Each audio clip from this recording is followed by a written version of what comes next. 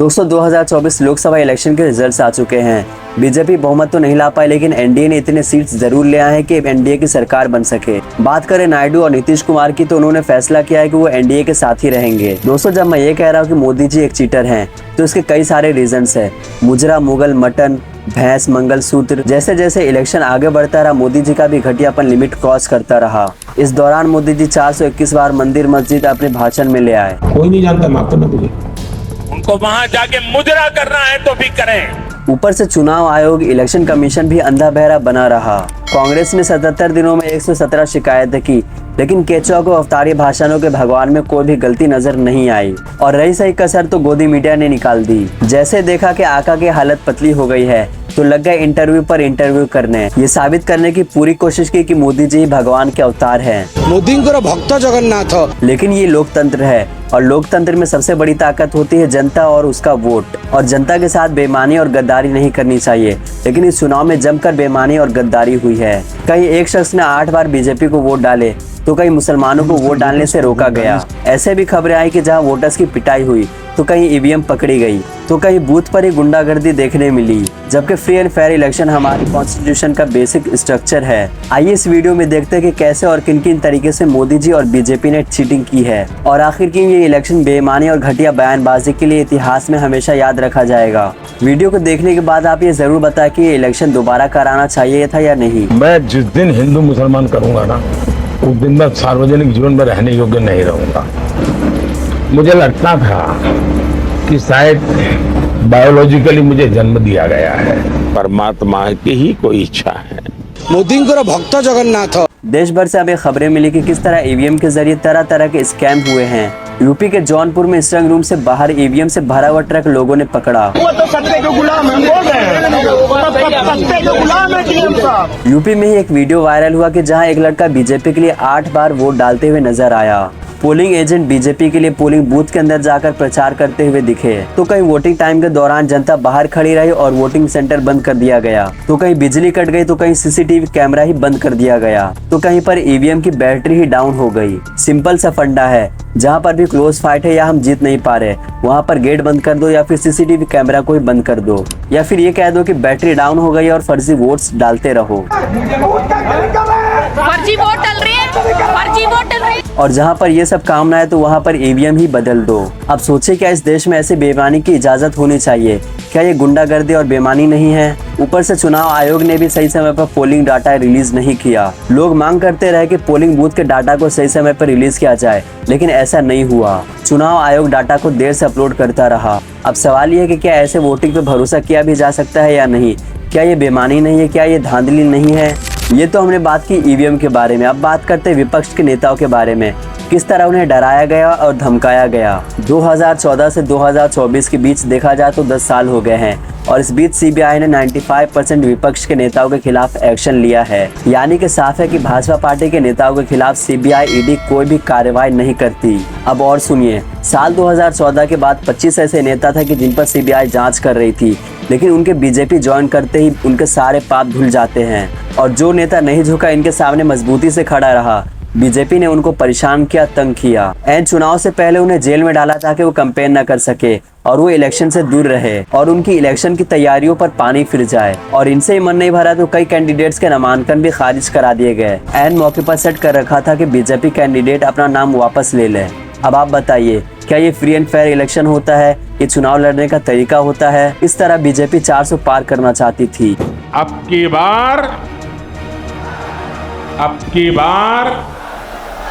ऐसे ऐसे केस लगाते कि जिसमें बेल जल्दी पॉसिबल ही ना हो, जैसे कि मनी लॉन्ड्रिंग का केस। अब आप पड़े रहिए जेल में। आरोप साबित ना हुआ तो इसके लिए कोई ना सीबीआई को कुछ कह सकता है और ना ही ईडी को।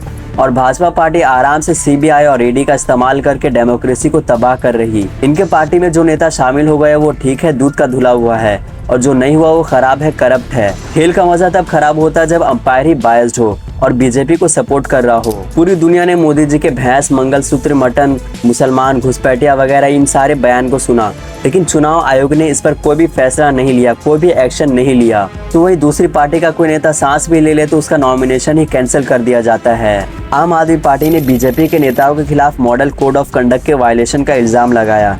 लेकिन इलेक्शन कमीशन ने इस पर कोई भी एक्शन नहीं लिया। कांग्रेस ने 77 दिनों में 117 शिकायतें की।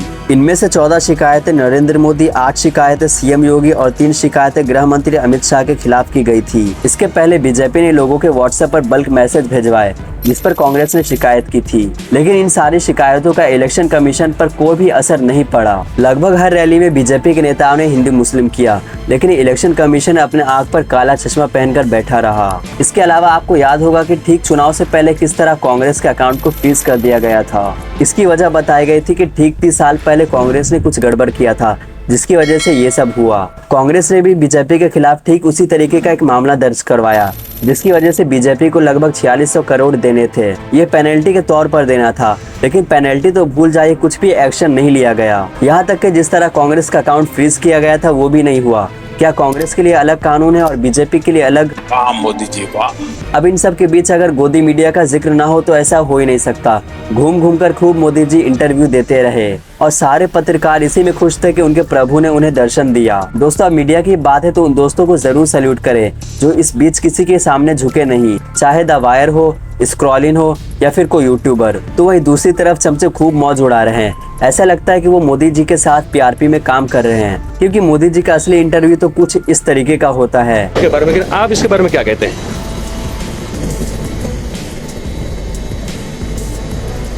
इस बारे में आप कोई टिप्पणी नहीं करना चाहेंगे?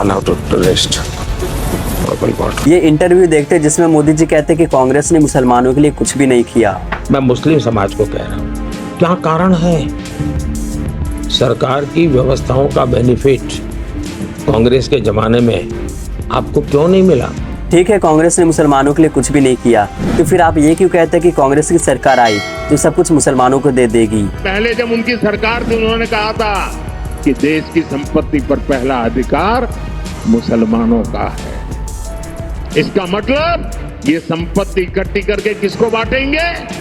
इस पर मोदी जी से जब सवाल पूछा गया तब उनका ये रिएक्शन था, मैं जिस दिन हिंदू मुसलमान करूंगा ना, उस दिन मैं सार्वजनिक जीवन में रहने योग्य नहीं रहूंगा। पहली बार देख रहे हैं कि किसी भी शख्स को गालियां खाने में गर्व महसूस हो रहा है। ये रहती है, क्या वो प्रोटीन मिल्क शेक है, क्या वो प्रोटीन सप्लीमेंट है, इंस्टेंट एनर्जी ड्रिंक है, रेड बुल है? पहली बात है कि एक तो मैं कोई गोली नहीं खाता, गालियां जरूर खाता। यही मीडिया जब दूसरे नेता आते तब उनसे लोकतंत्र और अच्छे अच्छे सवाल करते हैं, लेकिन जब मोदी जी आते तो आम कैसे खाते हैं और आप थकते क्यों नहीं, ऐसे ऐसे सवाल होते हैं। Why don't you get tired? आप थकते क्यों नहीं? दोस्तों, किसी भी मजबूत डेमोक्रेसी में एक मजबूत सरकार के अलावा एक मजबूत ऑपोजिशन पार्टी की जरूरत पड़ती है। भले ही एनडीए अपनी सरकार बना रही हो, लेकिन ऑपोजिशन पार्टियां ने भी कमाल का जवाब दिया है। दोस्तों, दुख की बात तो ये भी है कि हमारे देश के एक बड़े हिस्से का दिमाग कुछ इस तरीके का बन गया है।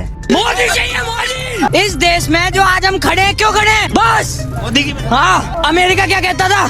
क्या हो तुम? आज हम कहते तू क्या है बे?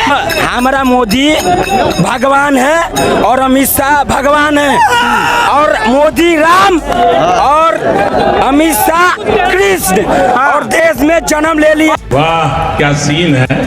आपने नाम क्या बताया? शिवम अग्रवाल। वंदे मातरम सुनाइए। वंदे मातरम अभी मुझे फिलहाल। मोदी तो भगवान है, मोदी जैसा तो कोई है ही नहीं, हम तो ये कहते। वाह मोदी जी वाह वाह। तो आप लोगों को कैसे पता चलता है? व्हाट्सएप पे आता है? व्हाट्सएप पे सोशल मीडिया सबसे बड़ा काम होता है, social media, Facebook, Instagram, Twitter, सब कुछ मिलता है। ये तो मोदी जी का बहुत बड़ा योगदान है। क्या करते हैं आप? हम पढ़ाई कर चुके हैं, हाँ, और भी आगे भी पढ़ाई करेंगे, लेकिन मैं बीच में छोड़ दिया था। रोजगार नहीं है, जरा बताएंगे। क्यों रोजगार नहीं है? नौकरी तो बहुत है, लेकिन हम नौकरी नहीं कर रहे हैं। काहे नहीं कर रहे हैं? हम ऐसे नहीं कर रहे हैं, हमारा मन है। जो 9 साल में मोदी जी ने मूर्ख डेवलप किए ना, उनमें से एक प्रोडक्ट ये है। वाह मोदी जी वाह। उम्मीद है आपको समझ आ गया होगा कि किस तरह इस चुनाव में चीटिंग हुई है। दोस्तों, इस वीडियो के बारे में आप क्या सोचते हैं? अपने राय कमेंट्स में हमें जरूर बताएं। बाकी ऐसे और वीडियोस देखने के लिए वीडियो को लाइक करके चैनल को सब्सक्राइब जरूर करें।